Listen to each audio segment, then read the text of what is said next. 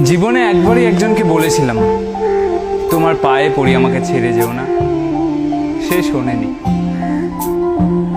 আমার ভেসে যাওয়া দু চোখের সমস্ত জলকে অবহেলা করে, আমার ক্রমাগত কাঁপতে থাকা গলার সমস্ত আকুতি মিনতি অগ্রাহ্য করে সে চলে গিয়েছিল। ওই ঘটনার পর আমি বুঝতে শিখেছিলাম, যারা চলে যেতে চায় তাদের যেতে দিতে হয়, তা আমরা তাদের যতই ভালোবাসি না কেন।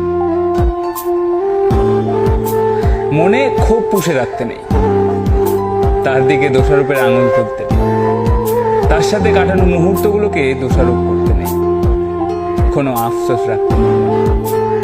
এই সমস্ত কিছু যতদিন আমাদের ভেতরে থাকবে, ক্ষতিটা আমাদের। মানুষ ছাড়া মানুষের চলে না।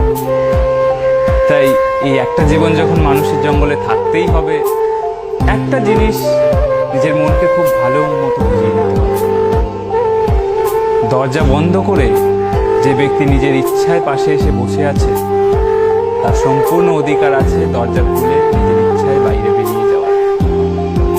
জীবনে প্রতিটা মানুষ থেকে যাওয়ার জন্য আসে না, কেউ কেউ আসে চলে যেতে যেতে অনেক কিছু শিখিয়ে দিতে। এই শিক্ষাটুকু থাকুক, পরের বার কেউ ফের এলে মনে থাকবে। যে থাকতে আসে সে মায়ায় থেকে যায়, যাকে পায়ে পড়ে ধরে রাখতে হয় সে থাকতে আসে।